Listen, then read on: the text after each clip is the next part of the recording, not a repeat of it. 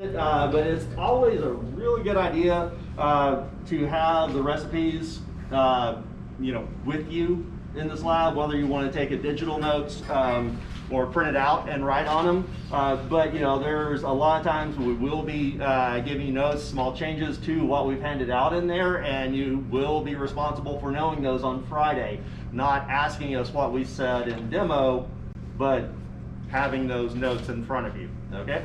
Right. Anyway, there's so get those out of the way right off the bat. Veg stock, the water amount should be 2 quarts, not 1 quart. And also, step 1 says to shred the mirepoix using the shredding attachment in the RoboCUL. We're just going to use the standard attachment in there, so no shredding, right? The green beans, we'll be using the veg stock that we're making as opposed to chicken stock. So that's it. Right. Okay. Everyone got that? 2 quarts of water for veg stock. Do not shred the mirepoix for veg stock. We're gonna just pulverize it. And green beans, it calls for chicken stock. We're gonna use veg stock since we're making it and we have it in class. Got it? Yeah. I'll try to remind you that again. Okay. Anyway, the way. Also keep in mind, because of time constraints, the order that things are done in demo is not always the way it's going to be done in the lab. Okay, since we have a short amount of time, I want to get the veg stock on first, but your mirepoix for the veg stock is going to be the scraps from all the knife cuts that you're doing, plus some celery we ordered, right? Because you guys are going to be cutting a ton of carrots and some onion, right? You're going to be squaring it up, and you remember all those little off pieces and stuff. After you squared it up, yeah, that is how you're going to get the mirepoix, right? Does anyone remember mirepoix from last week? 2 parts onion, 1 part celery, 1 part carrots, right? So I've got that already done in here because going in there. But so you'll want to be coming in the lab and you want to get your knife cuts done so you have the scrap to make your stock, because that's how real life works. Okay, you're not going to cut up a bunch of vegetables in there. So. RoboCUL. Quite honestly, a RoboCUL is the brand name of food processor we use in commercial kitchens in there. They're actually the company that invented the food processor as well. They make all different models and all that stuff. Anyway, so this is the shredding attachment. It actually has a shredding blade. It has a couple other blades to do slices and julienne. It's great when you have to prep a ton of vegetables, grate a lot of cheese or breadcrumbs or whatever it is. And honestly, we set it up as, using in this recipe just so everyone uses it and sees it. And it is assembled where it comes off the back. This piece is super important. You drop it in, you drop that in. But we do have videos online, so I'm not going to spend a lot of time with that. This is the top piece for it. You can drop large items in there or small items in. But what we found last year when we tried this is all the little scraps, it really sucked to try and run them through there. So we're going to use the regular RoboCUL thing. Right now, handle, right, goes on the front. There are tabs on each side and these little slots on each side. So it goes in just slightly off to the left or clockwise. You put it down and then you click it into place. Right. What you're doing with that is a safety mechanism. When you put the top on, see the pin that drops out? Right. Right. It is dropping into this hole to tell the machine that it's assembled correctly, and it will turn on, and you won't be able to put your fingers in there and cut your hand off. Safety features, they're kind of a good thing, right? So it's not one to override.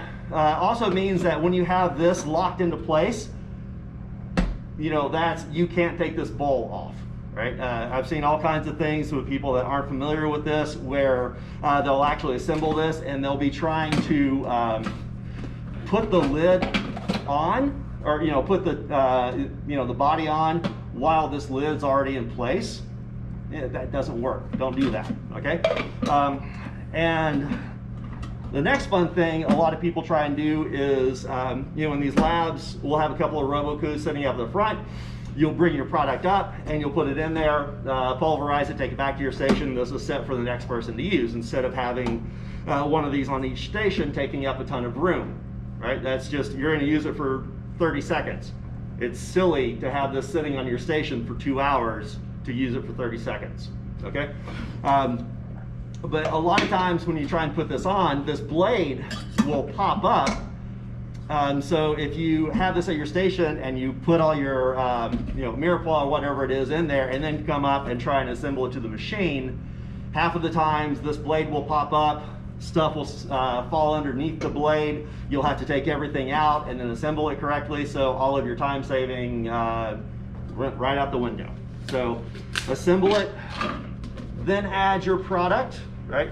Obviously, things that are cut smaller will so pulverize in there faster. And we're looking to just get this chopped up quite a bit, right? You don't need to like really process this into a paste, okay? You have your controls on, off, and pulse. Turn it on for a second.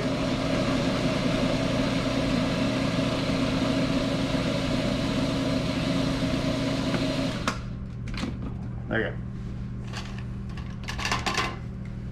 go. All right. So, it doesn't have to be all super small pieces, right? Just small enough, okay? So, what will happen is if you like over puree this and get it super fine, you'll have this bright orange stalk from the carrots. So, honestly, the person that taught me this method for doing veg stock, we ground the vegetables in there, and I can honestly say it's like I can't see that much of a difference in the need. This is much more convenient than getting the grinder out every time in there. And can you see the small difference? Yeah. Is it really necessary? No. Anyway, so go right into a dry pot. It is always wise to transfer something into a pot that's not on the stove if you can, right? If you make a mess, it is much easier to clean up this counter than it is a stove top.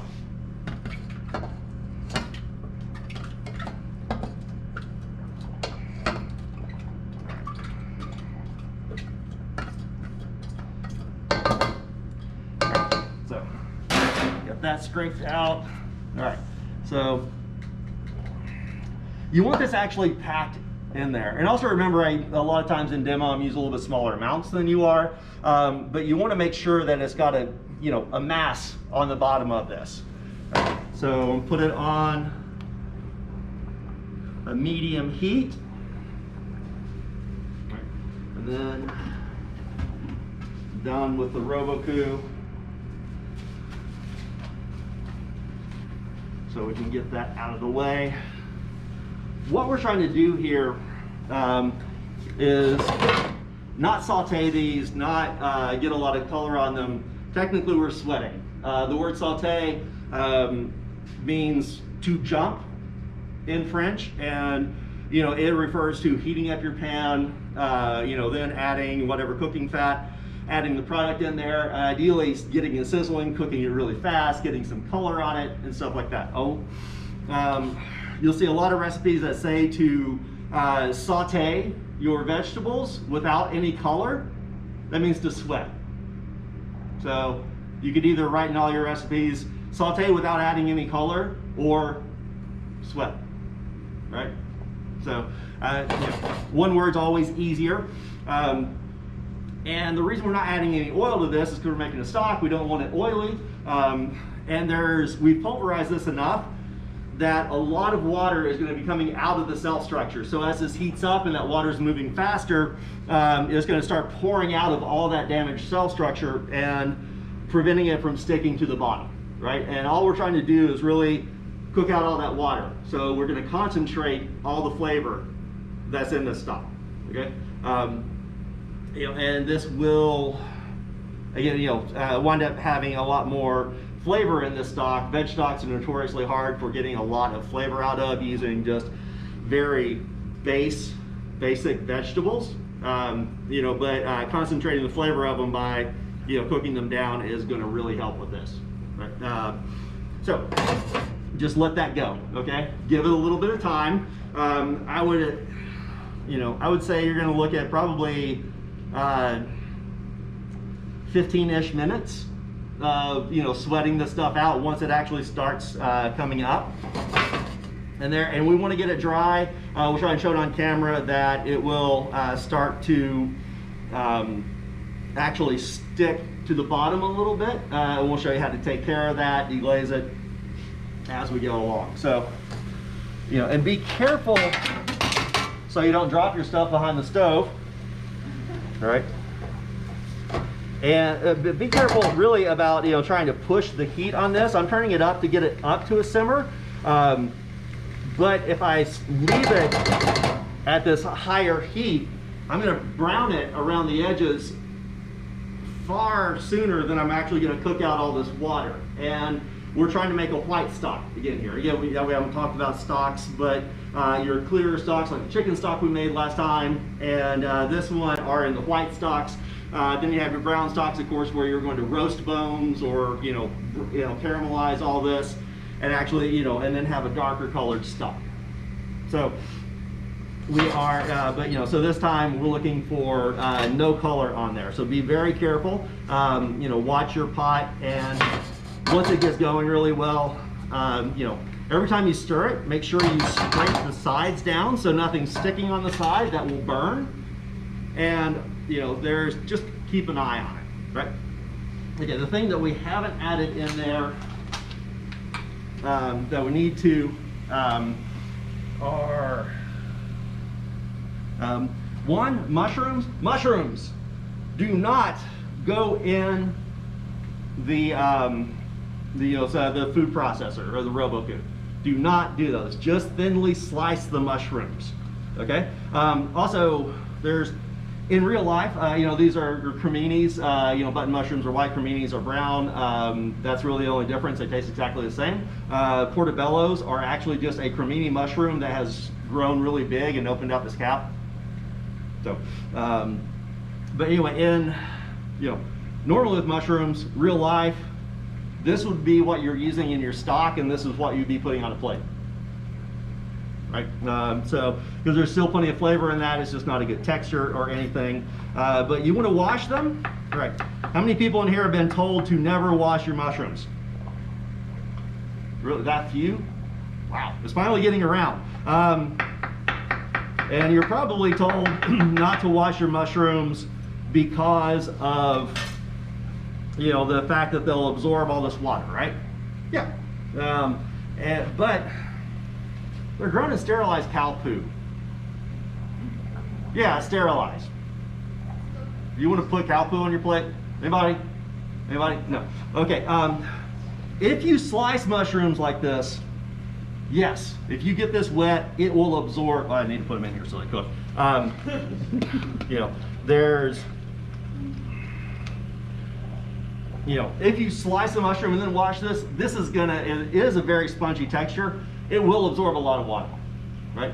But if you wash them whole before you start cutting them, which would make sense because then they're clean to put on your cutting board, you don't have to wash your cutting board, they are really not going to absorb any water at all in a proper rinse. The way I like to wash mushrooms, get a container that's much bigger than the mushrooms, fill it up with water, agitate them really well. Most of the dirt's going to fall to the bottom, pick them up, and then dispose of that water. That's it. It shouldn't take you long. You know, that you're not soaking the mushrooms. You're not going to have them sitting in that water. You know, they're not going to be soaking in that water for half an hour or anything like that. If you did that, then yes, they will start absorbing water, and that is very bad. But to put them in a container, you know, again, that is larger, so you have some room.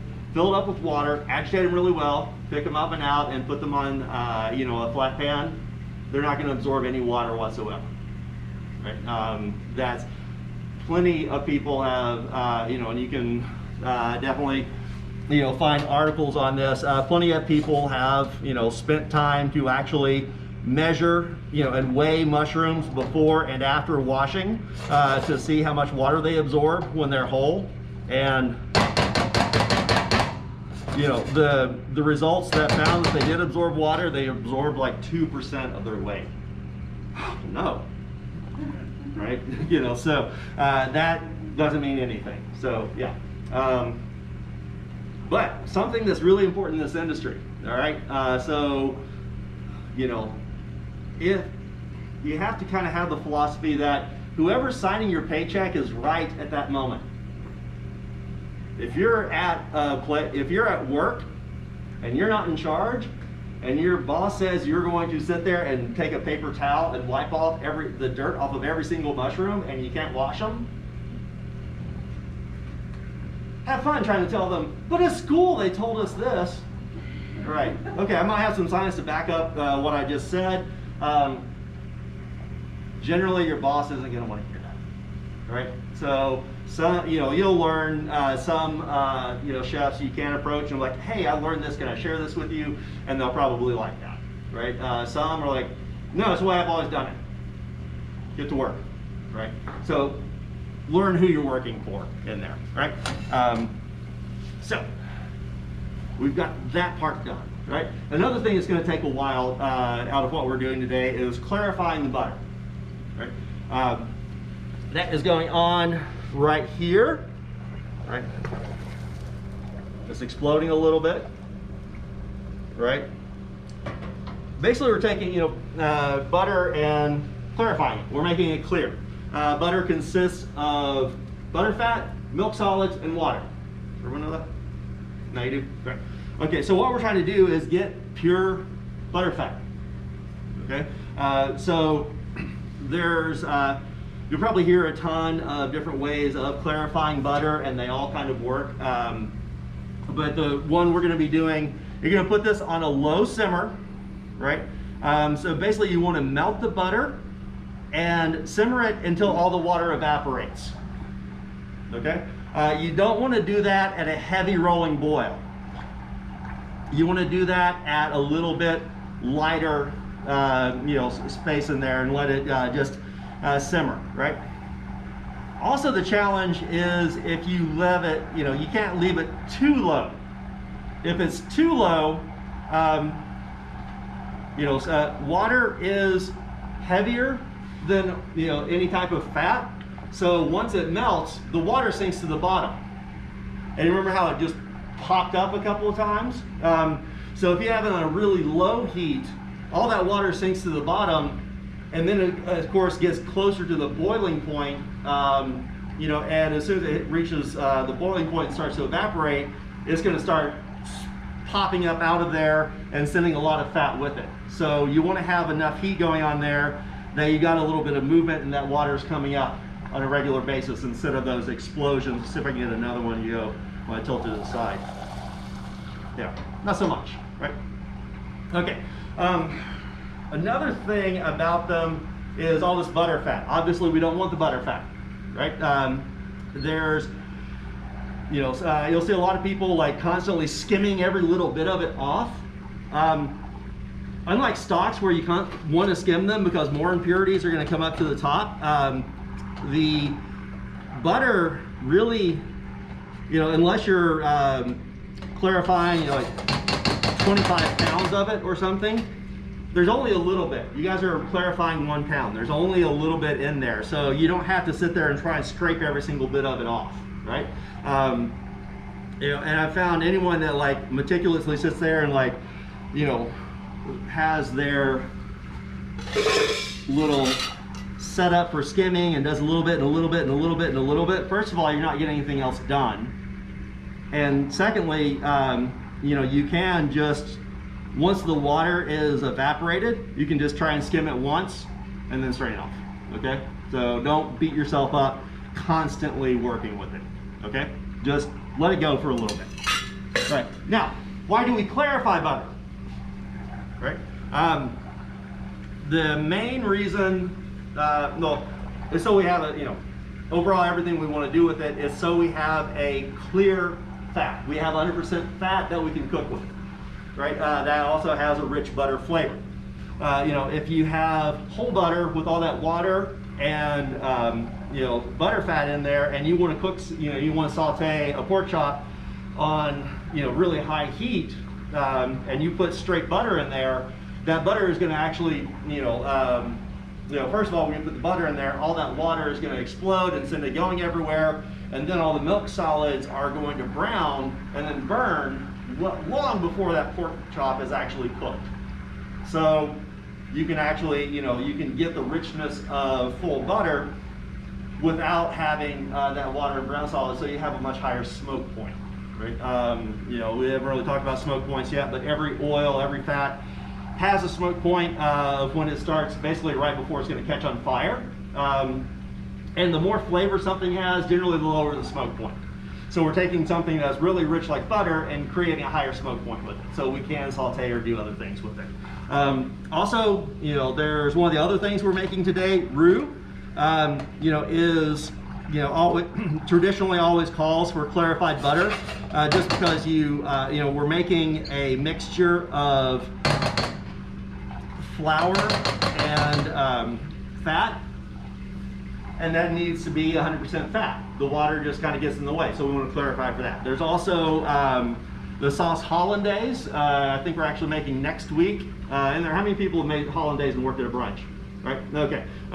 You know, it's basically it's a warm emulsion sauce, right? We're going to use some egg yolks. You know, and actually, oil and water don't mix. We're going to be using the cooked egg yolks to you know, bind together the flavorful liquid, you know, that's water-based, and the fat to make a nice, rich sauce.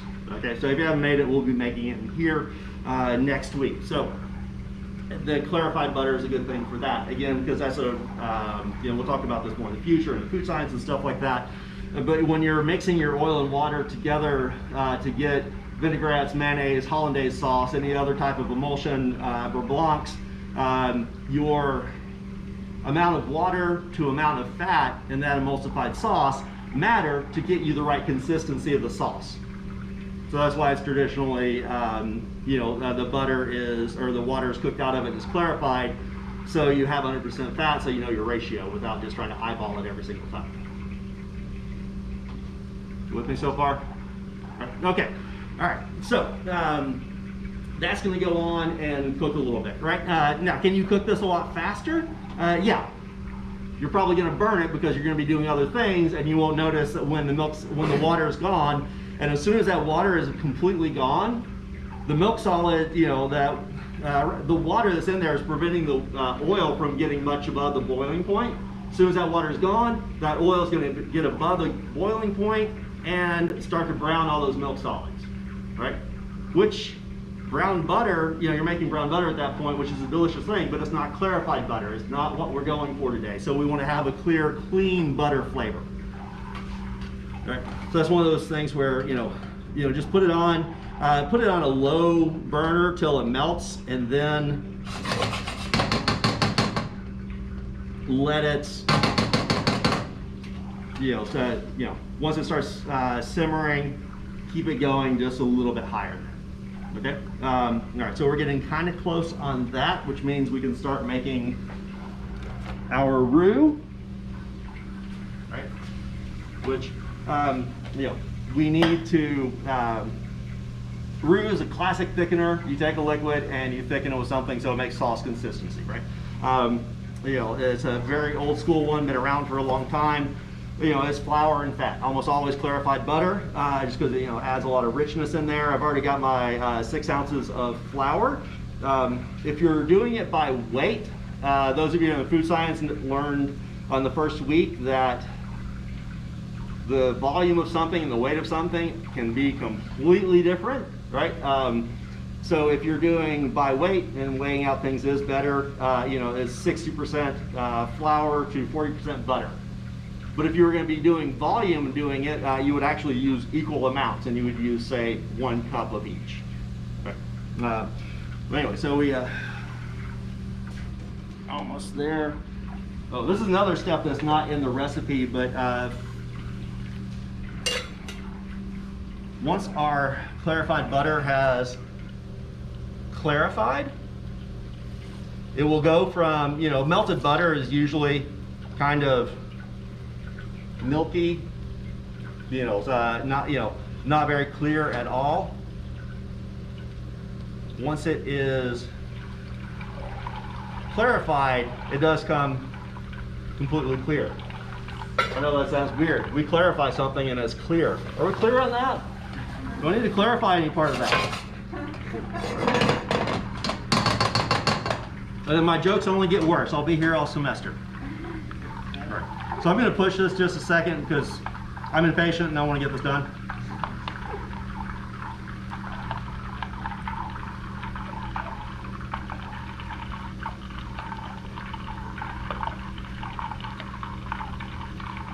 So close.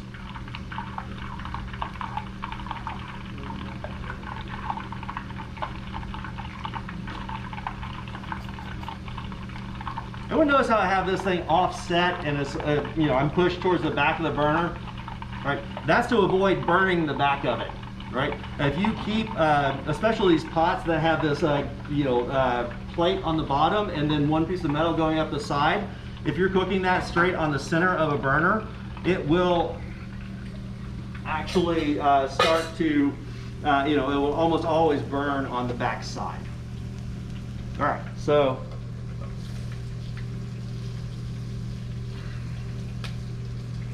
generally, for a small amount, straining it through some cheesecloth will catch all the milk solids if you're lucky.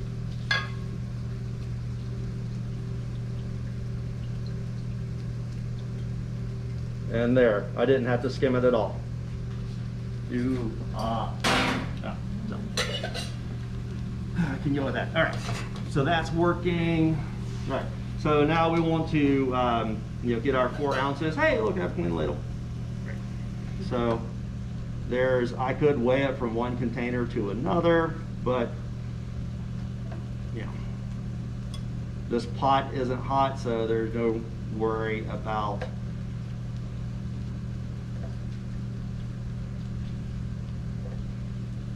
putting it on my scale. All right, so 4 ounces, rest of butter can be, we'll consolidate it and save it. It said future. All right, so you can get it there, and where's my lighter? The center pilot doesn't work. So, all right.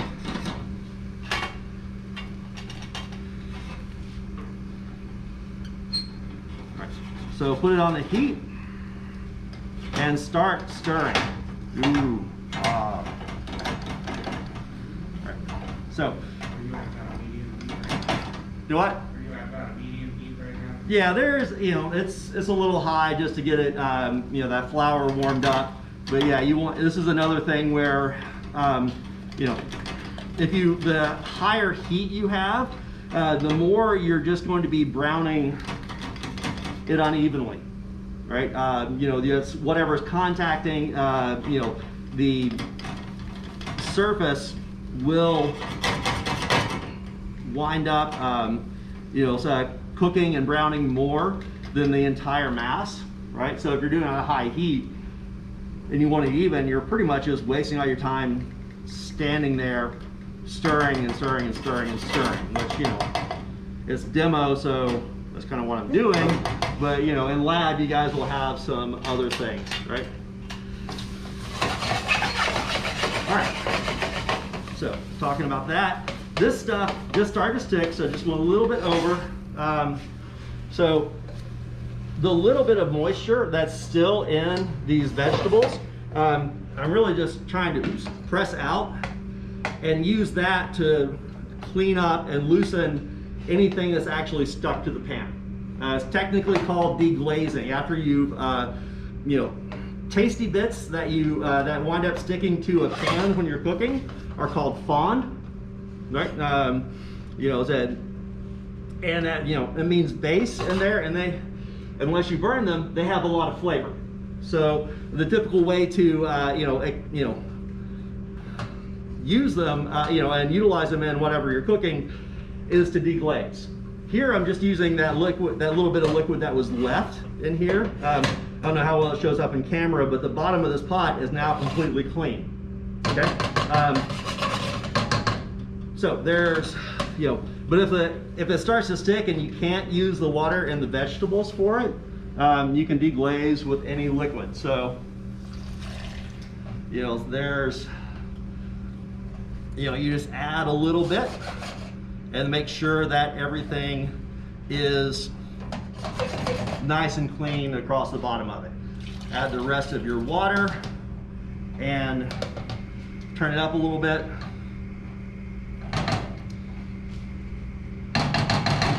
To get it going. Right. And here, I know with the chicken stock last week, you add the aromatics after it's simmered for a while. This one, you're not going to have nearly the amount of skimming, you know, and sediment coming up that you need to get off, you know, scrape off. And also, this is only going to cook for about 45 minutes. Right? You've extracted all the flavor from the vegetables by then, so you can go ahead and add your aromatics. You got your standard sachet of what everyone remembers: peppercorn, bay leaf, thyme, and parsley stems. Not whole parsley with the leaves. If you cook, you know, leafy greens, or, you know, light leafy greens like parsley leaves and stuff like that for a long time, they taste like mowed grass. They lose all their flavor. The stems will stand up to that longer cooking in there. And a date, right? No, I'm not asking anyone out. A date, right? You know, little fruit, Mediterranean, right? Okay. Actually, and you're like, what? Yes, it actually does add a nice little, it rounds out the flavor just a little bit. It's nice. Trust me, it works. Great. So stir those in, let that come up to a simmer it for about 45 minutes, and away you go. All right, so our roux has been sitting here on our nice low heat. The first thing I did, as soon as I noticed that, like, I had to stop this and go to this, I turned this down to a low heat, so I'm still getting some cooking, but I didn't have to worry about it burning, right? Now, we have 3 levels of roux, depending on what we want to thicken and how much we want to thicken it. The first one is, well, we'll go ahead and put all of them out here, right? What you guys will be doing is cooking a little bit of this to the white roux stage, which is pretty much where it's at. There's in camera, there's, can everyone see that kind of looks like wet sand? Right, okay. And we've cooked it for a little bit, really not trying to change the color at all, but to get our, whatever it is, something, white roux in there. There's raw flour doesn't taste good. Everyone know that? Right, okay, so really what we're trying to do is cook the rawness off of the flour a little bit, but not really adding any color to it. So white roux is typically used for, you know, dairy products, right? Anyone ever made a bechamel? Couple people, right? Anyone ever made macaroni and cheese from scratch in a box? Okay, you made, you know, you took milk or cream and thickened it with something and then add a bunch of cheese. You made a bechamel and then you turned it into a sauce called Mornay, right? Has anyone in here ever had gravy? That's bechamel, okay? You know, I don't know what that is. You know, so, you know, there's, and this is kind of, you know, kind of hits home the point where you mentioned last week about, you know, understanding a lot of different cultures if you understand your French techniques, right? You know, if we, you know, we're making roux right now. If we had used our, you know, bacon or sausage fat and flour and then added milk, we're making Southern food with gravy, right? As opposed to this, right? You know, there's, but anyway, so yeah, so the traditional thing is making, you know, the white roux is all about thickening a white product, right? Or, you know, essentially milk. You know, there's, okay. Now our next stage doesn't take a lot longer, but it's called the blonde roux, right? There's, you know, we made chicken stock last week. Your blonde roux is for thickening what we call our white stocks, right? And let's be honest, was our chicken stock last week white or was it kind of yellow? Kind of yellow, yeah. So they're just called white stocks to denote from, you know, the roasted brown stocks, okay? And yes, I am cooking this a lot faster than you really should in lab, just to kind of get to these stages in here, okay? You know, but getting it to that, you know, light yellowish phase, you know, is just going to help kind of reinforce the color of that, you know, our yellowish white stocks. Makes sense. And then our third classic one we're going to is brown stock, right? So we're looking at deeper than golden brown, but not mahogany brown.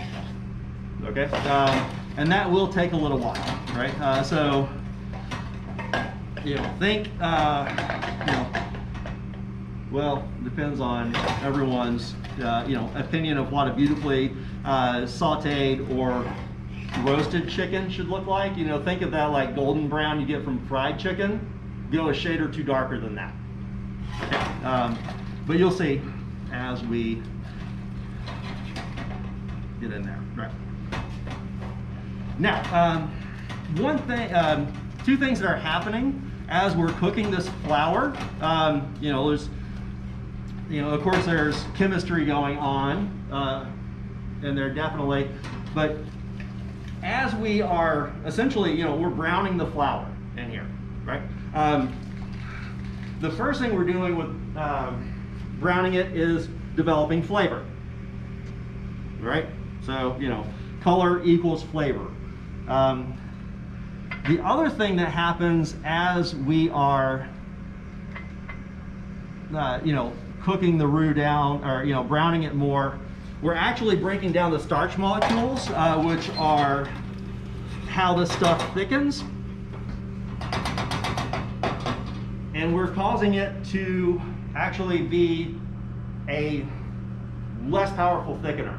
So the darker you take it, the more you're going to need to get the same result for thickening, because you've created more flavor but lost the thickening power.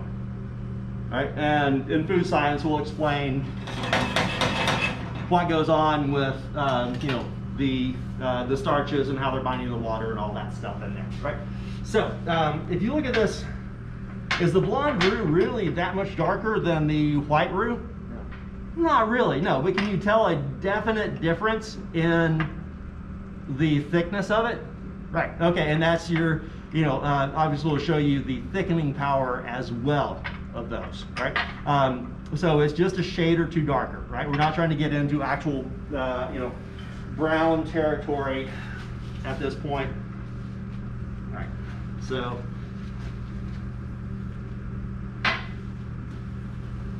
Cook this up. All right, so all right, I'm going to try and rush the brown. It really is a good idea for you're trying to get the brown roux to let it go slow and low, and, you know, do some other things at that time, and that will give you a much more even flavor. You know, and they're essentially browning something when you can slowly as opposed to quickly. You know, you're going to wind up developing a lot better flavors. The faster you brown something, the more you're developing some bitterness to it. Right. So, right. And there is, we'll be actually making it later, but there is one more level of roux called black roux. You know, there's, you know, or Cajun roux.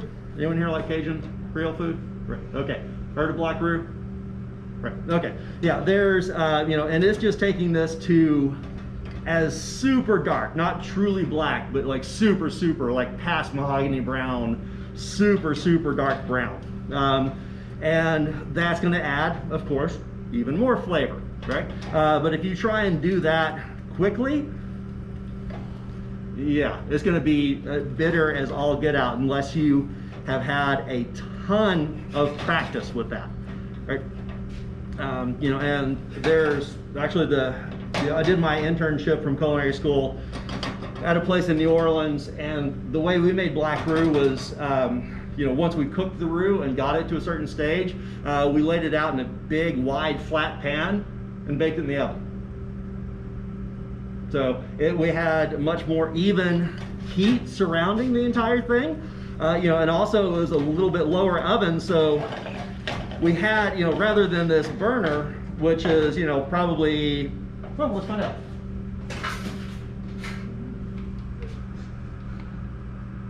You know, is at 800 degrees, right? And we're really trying to get our roux up to about 300 to get that nice toasty brown flavor in there. You just set the oven at 300 and it doesn't overcook, right? And it gets very even. You don't have to sit there and stir and watch it.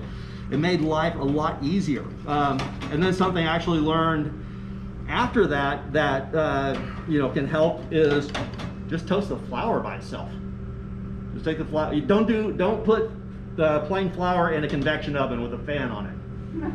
That's bad, very, very bad, right? So, but you know, but putting your flour in an oven and toasting it until it's the color that you want, then you mix it with the fat and you have roux in 2 minutes, right? So that works out. So, like I said, that's to remember that trick when we do make gumbo later, right? Also, speaking of Cajun food, that's another way of, you know, again, going to your French technique and understanding different cultures.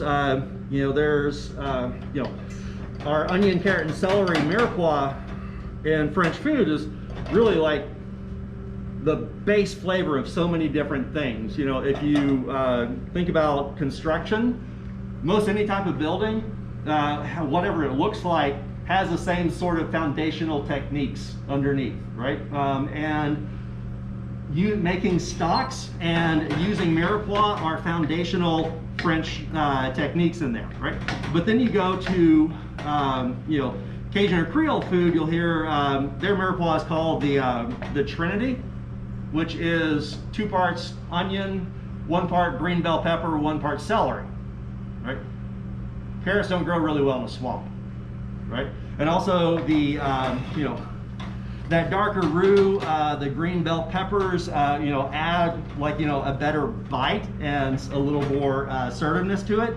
So it makes sense as a foundation for that cuisine, right? So, but it's based on the idea of, you know, mirepoix. It's just adapted to what they had with them. All right, so.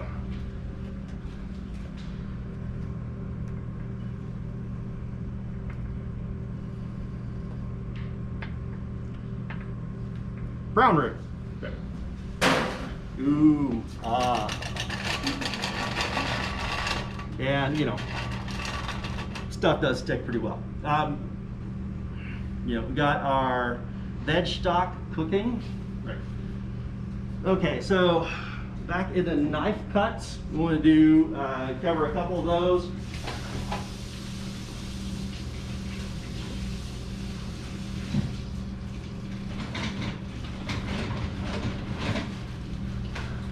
We're building on what we did last week a little bit. Of course, we did, you know, we're medium dicing some more onion. Not going to demo that again. We saw it last week in there.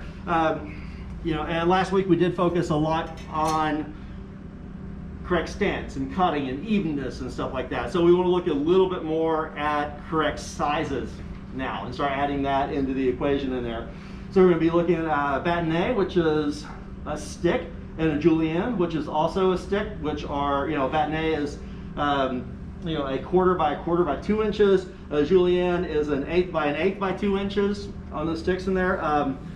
And then we'll be also taking our bâtonnets and turning into a small dice, which are cubes that are quarter by quarter by quarter. So if you can do a bâtonnet, then you can do you know, it's your brunoise, and then, or sorry, small dice. And then if you can do a julienne, the eighth, you cut that into squares, and you have your brunoise. Make sense? Right? Kind of. We also do a paysanne. We'll get that in a second in there. But you know, it's the same kind of thing. I've peeled, I've squared off the onion, or it's not onion, carrot, right? Now, biggest thing to see at this time, that I can really stress in there is these things are 2 inches long, right? We have some of these little rulers around. You know, we'll try and pass them out as we can. Has a ruler on one side, and then actually has cutouts of all the different shapes, so you can put it in there and see, right? So if you're shooting for a bâtonnet or julienne that's 2 inches long, how long should you cut this? 2 inches, yeah. Why make it a lot? Why make it 4 inches? Why make it so much longer than what you need, right? So you know, get it about 2 inches in there. Okay. Also, a trick: almost every single chef's knife, no matter what it looks like, where it's made, the vast majority of them, right at the heel, you know, going from the back of the blade to the top, is around 1 3/4 to 2 inches. So you have a guide built in there. This one, you know, this is a bunka, and it's actually, you know, just a hair over 2 inches. But if any of you measure, you know, any chef's knife, you'll see that they're about 2 inches. So when you're cutting your carrot, it's like, there's your guide right there in front. Okay, just a little bit more than that, right? And you know, so your bâtonnet. All right. This look familiar to anyone? Right. So, and again, there's, you know, stop and look at these points in there and be like, okay, is this square, right? And, you know, I see that it tapers up a little bit right here. So I know that's something when I cut the next piece, I want to pay attention to that a little bit and see if I can get that straight across, okay? Do not sit there and waste your time in lab going, oh, it's not perfect, I'm gonna square it up just a little bit, right? Don't do that. Know what, you know, pay attention to each, you know, each time you cut it, when you cut it into a plank, when you cut it into a stick, and when you cut it into a square. And just stop and look at them, right? Is it even? Is it level? Is it, you know, level in each way? Then, you know, when you cut to the next part of it, you can start looking at it and say, okay, it's more rectangular than square. You know, which way, you know, where did I mess up a little bit? And you can kind of tell yourself, well, I knew it was square here, so when I cut this, I must have cut it too thin to make it a rectangle, so I will cut it a little bit thicker, and now it looks like a square. Okay, so just take a second, right? This is not work. This is, you don't have to be set up for service. All right, now we have 5 hours to do these couple of things, so, and clean up. So take a second and pay attention, and then, you know, how close are you, right? So you're doing okay, right? Right, and of course the same things there. Once you, you know, cut some bâtonnet, we look at them, then start going into your small dice and evaluate those as per our little squares here and stuff like that. Okay, you know, julienne is the same thing, just thinner, right? Right. So, and that's the same thing. You stop, you look at it. You know, how close am I? How even am I? And then I want to cut a couple, and again, look at it. How close, how even am I? All that stuff. Then start cutting into little squares. How close, how even am I? Same kind of thing, right? Okay. So, a bunch of that.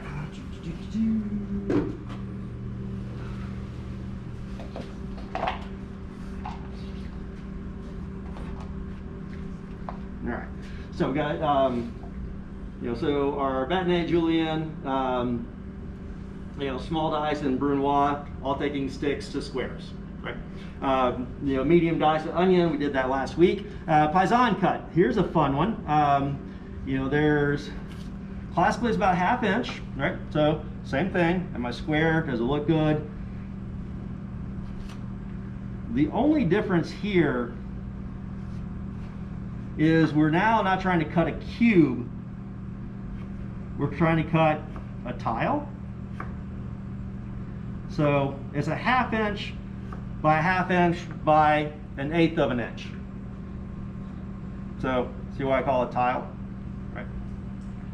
So this is not a super common cut. You're not going to be doing a lot of these.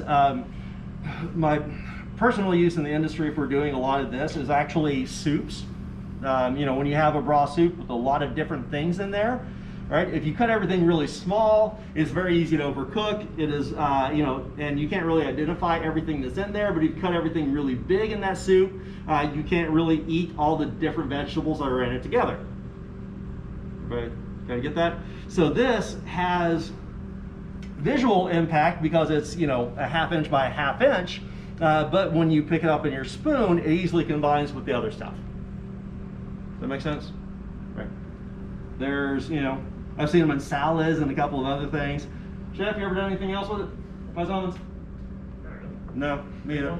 So yeah, it's one of those things you'll see in there, but it is a, you know, kind of a one-trick pony, if you will. But it's a good one to know, right?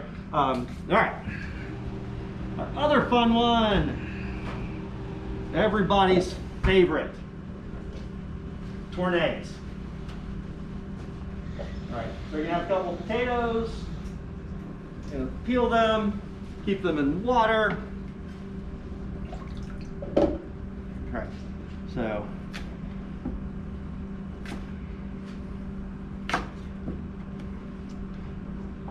of course keep all the scraps. Gonna cut them into squares, or sorry, into quarters in there. We'll do one potato and work on the other one. There. All right. Anybody done a tornado before? Anybody seen them except for, like, you know, hopefully you guys all did the reading in the book, right? So seen them somewhere? Yeah. They're not super common. They are kind of difficult, right? But it is a showcase of skill. It's one of those things, you know, if you're eating at a restaurant and you see tornadoes on a plate, it is clearly an example that, you know, the people back in the kitchen have some skill and know what they're doing, right? But it is not an everyday thing, right? There are things called tournay knives that are also called bird beaks. They, you know, have a very curved little blade on them. I learned to tournay without them, so I don't care for them. That's my personal opinion, right? But what you want to do is, you know, we're looking to make a barrel shape out of this. So you've got one hand, remember I'm left-handed, one hand is holding this potato up, and the other hand is holding it laterally, okay? So you're going to cut right towards your thumb in a turning motion.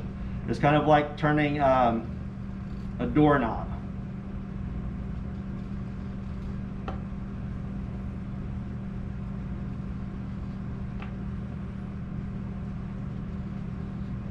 You're going to go around it, you know, so ideally no more than twice. It is really important that every cut you make, you start at one end and you let go all the way to the other end. And just evaluate as you go along in there, right? Now I have, one thing I have not been able to, you know, I always wind up making little points on them, and they're better to have, you know, traditionally have blunt ends on them. So I just trim the two ends off afterwards. So I don't know how well that shows up, but there you go. That's tournay. All right.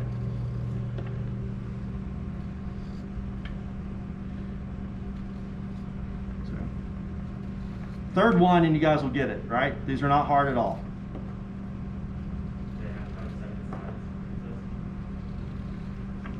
They are supposed to have 7 sides. I have never met someone, there's, well, probably, you know, if you're like competing in the culinary Olympics or, you know, one of the ACF competitions like the hot food team that Chef Hertz will be talking about in a little bit. Honestly, I've only seen about half of the judges at competition count. So, what's your experience with that, Chef Boer? I want them exact. Right. No, you want them exact, but you're the competition coaches or judges. They, in my experience, they measure for 2 inches first, and then count 7 sides, and then 3/4 of an inch. Right. Thickness. Yep. There you go. So yeah, they've tightened up. I haven't done it, been involved in competition in quite a while. So yeah, they tightened up. So there's, you know, for me to start with, yeah, I'm looking for, you know, get the motion down. You know, if you're worried about 7 sides, you're kind of, you know, that's kind of the end result. Get the motion down, learn how to curve your hand, and then 7 sides will come. And you'll be able to get them all exactly the same, right? You know, and you know, Chef, you know, the 2 inches, 3/4 of an inch around the inside and stuff. That's kind of a classical dimension. You know, you'll see big ones and small ones out there. But yeah, you're looking for you know, consistent size as well. Because again, you know, when we start cooking these, you will. You know, they won't cook evenly if they're not cut evenly, right? And do not sit there and try and whittle down one tournée to make it perfect, right? Try one, see how you did, right? And then try another one, okay? You're not gonna, you know, working on one over and over and over and over, right? And going around it 15 times and whittling it down to nothing doesn't, you know, help you out at all, right? You want to make sure that you've got, you know, just try it, right? Go around it twice. You know, once you've gone around it 2 times, move on to the next one, right? Keep trying it.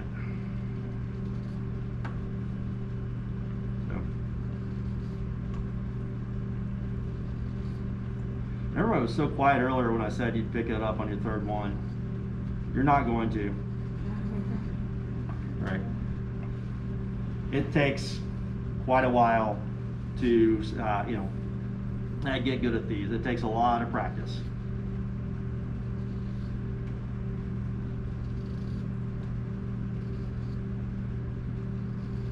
I've done a few of them.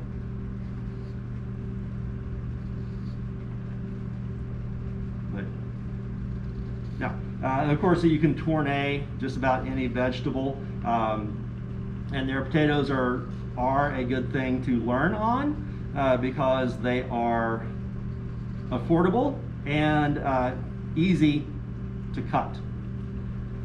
You know, so if trying to learn on carrots, if you didn't notice last week how much fun it is to cut the carrots, and the, you know, there's, you know, the core of the carrot and the, you know, and then the outer part of the carrot, and they start to, you know, especially big carrots start to twist in different ways. Yeah, that's, you don't want to learn how to tournée on that, right? And if anyone's ever cut a rutabaga is insanely thick and dense. Rutabaga tournés are incredibly hard. Potatoes, your best thing to learn on. Okay. For apples are good too if you get big enough apples. Right. So, in there. Right. We have a second. Let's see. We're about halfway through, so we need to move on. So we've got that done. In there. No, those don't really have to be out of water. Get the starch off of this. So what else we got to do? Green beans? Have I said green beans? Green beans, yeah.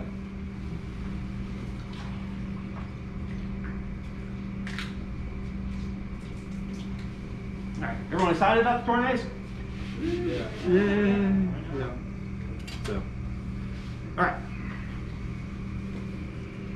So I'm going to go ahead and say, I'm just going to set this to the side. Right. Your challenge with your whatever it is, veg stock, right? We're making a small amount. Make sure the water, as it's simmering, check your water amount. You might actually want to add more water to it, because it's just, when you're making a small amount, it's really hard to get something that's skinny and tall. So you don't, you're going to wind up with a pot that's like a little bit bigger around. There's a lot of surface area, a lot of evaporation, and we're not looking to reduce this. We're looking for 2 quarts yield at the end. So don't be afraid to add a little more water if you need to. Green beans, wash them already, right? It's a bean, it's green, right? Okay, everyone is going to, trim what's called the stem end, right? So, you have the little point down here, and then you have where it actually came off of the plant up top. And everyone is going to have you take off the tops, right? And depending on who you work for, I don't like that one. There's some people want you to take off the bottom piece, and some people want you to leave it on the little tip in there. Just for consistency's sake, you're going to do another cut with these, right? It's called a bias cut, where you're going to slice, right? So you'll actually, this is what you'll be serving, okay? Right. So don't get, get one end lined up, right? And then take your knife at an angle and slice through, right? And you're looking to get these all about the same length in there. And then, if the ends here are the same length, put them in. If they're a little too short, don't use them. Right.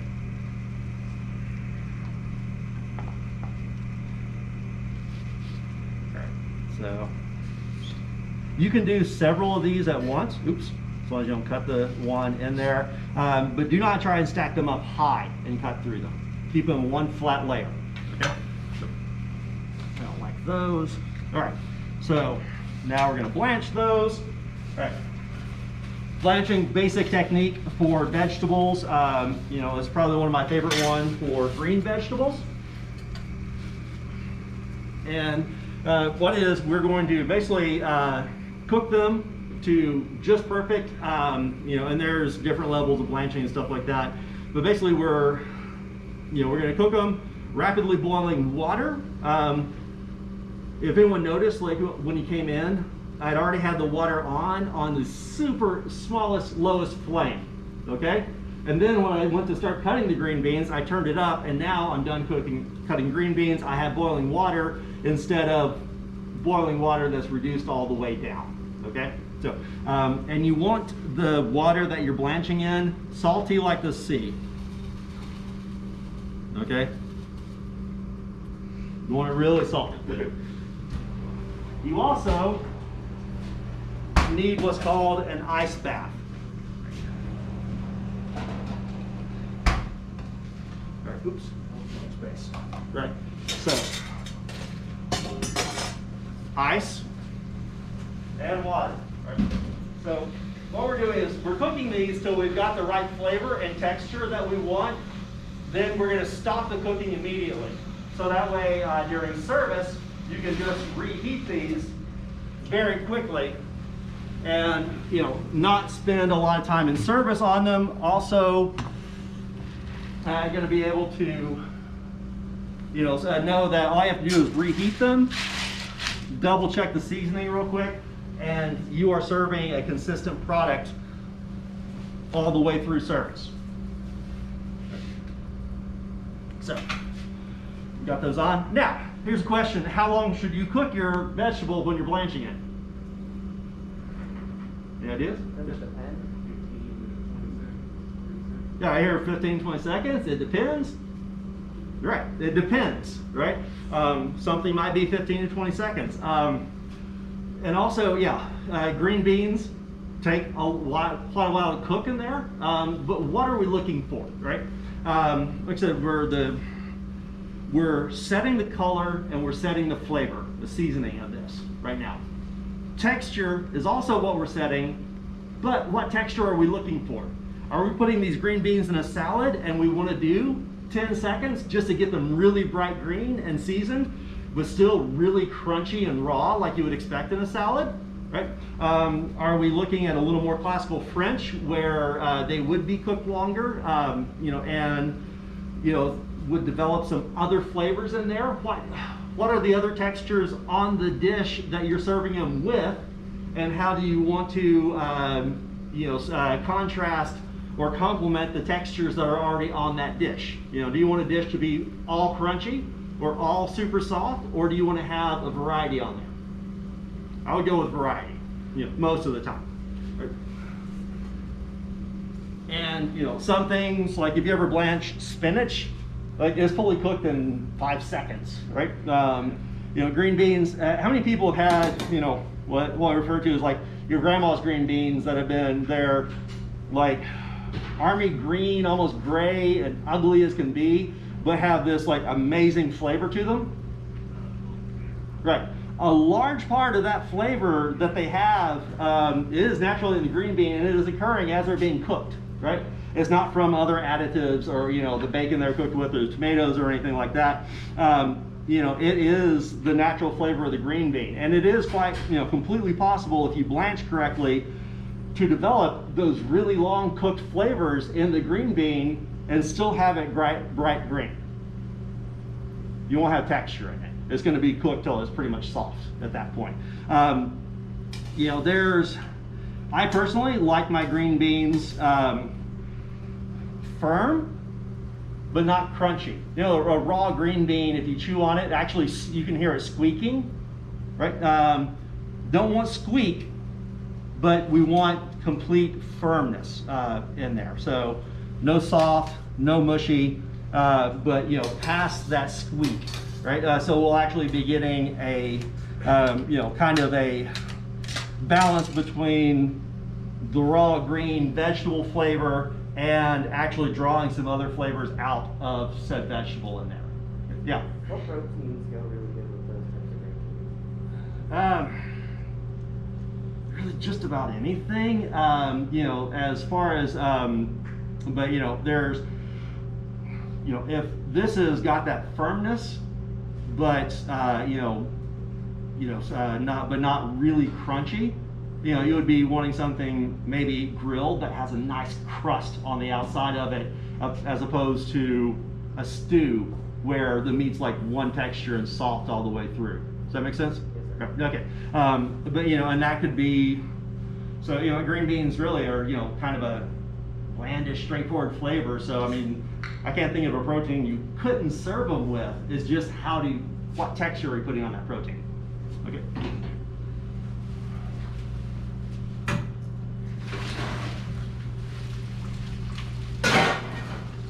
All right, so important thing when you're blanching. First of all, before you start a job, be set up to do the job completely. Before you drop anything in the water to blanch, have your ice bath set up, right? Make sure you have some kind of container. A wall would work. One of these basket strainers works. One of those little, other basket strainers I had for the straining out the clarified butter would work, with something in there. Otherwise, you're going to have to dig all the green beans or whatever you blanch out of all that ice. You could get one container, or one tool, pot, equipment, whatever you want to call it, or you could dig it out of ice. Digging it out of ice sucks, especially in a restaurant where you're not blanching that many green beans, you're blanching, 10, 15 pounds. So, other thing, right, as soon as these are cold, get them out of the blanch water, right? So, because what's happening, yes, we, very salty blanching water, okay? We want that, assertive saltiness in there because these aren't being cooked very long. So we want that salt to penetrate into these really quickly. and really when they come out of that water, they are salty, right? When you put them in this water, besides this water cooling them down, just the way salt works, it is that salt is actually trying to balance itself out into the new environment it's in, so it's coming out of the green beans into this unsalted water.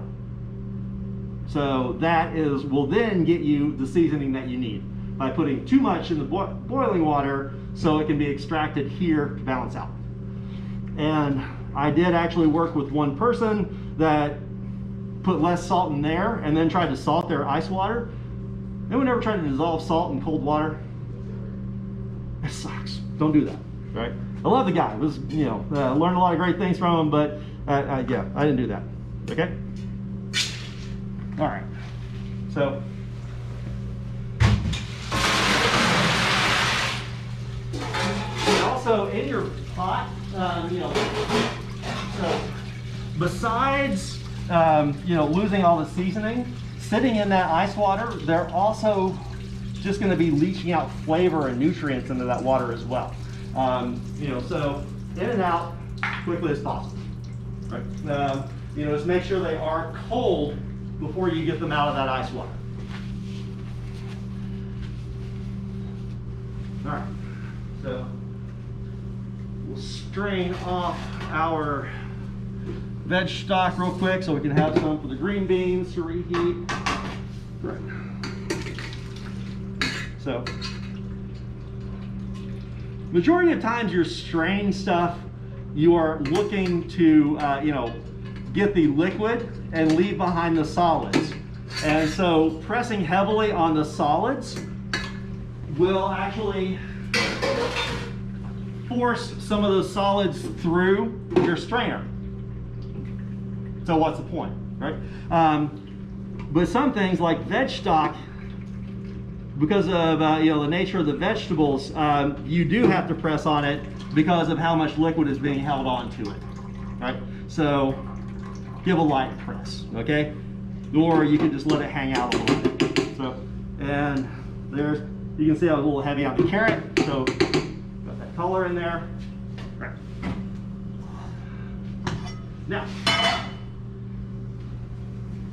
let's see, we're cutting anything else? No, we're not cutting anything else.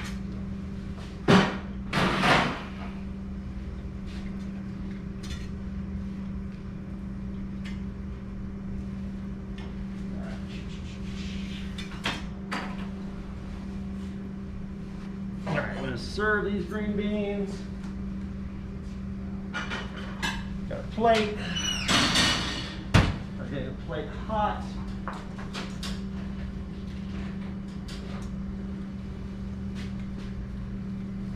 All right.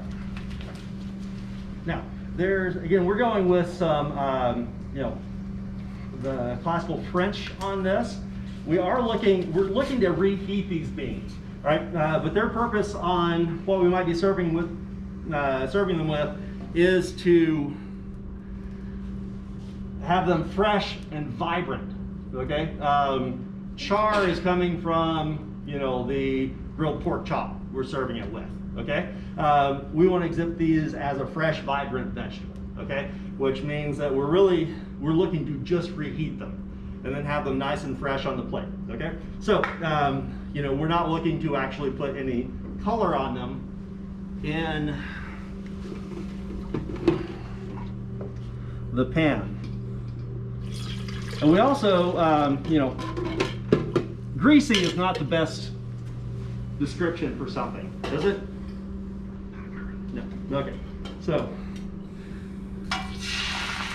actually, it's top pan, green beans.